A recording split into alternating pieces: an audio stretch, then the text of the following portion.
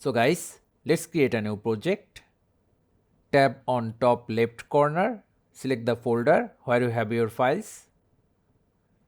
Let's go with this one. Press next.